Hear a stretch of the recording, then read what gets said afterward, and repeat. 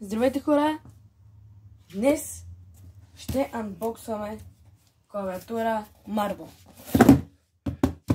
Ето е нашата пратка и направо започваме. Отваряме ето страни. Да. Ето, отваряме. Болнчета въздух.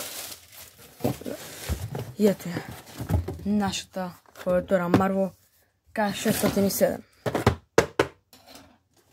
Сега, нека да отворим тук от стикерчето отстрани.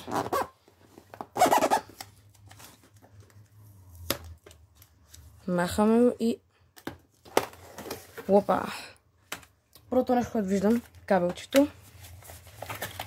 Махаме това. Кабелчето го взимаме. И клавиатурата след 3, 2, 1.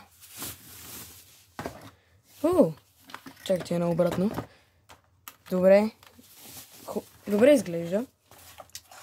Към нея имаме и стикерче. Как трябва да е. Ето така. Да. Към нея имаме и стикерче. И ето е самата клавиатура. Много ми хареса. Добре изглежда. И сега предстои да я включим. Защо ми се щупи? Буквално това се откачи. Сега къде да го правя? Сега ще ви.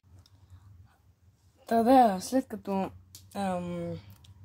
оправихме стойката и включихме тук всички работи, нека да видим как свети самата клавиатура.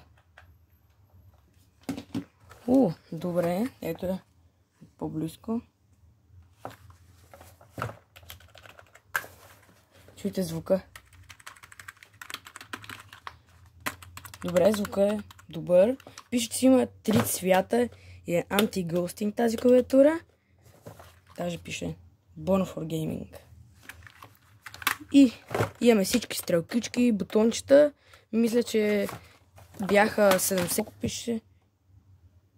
Добре, 87, да. Слагам стикерчето. И това беше от мен, хора. Надявам се да ви е харесало.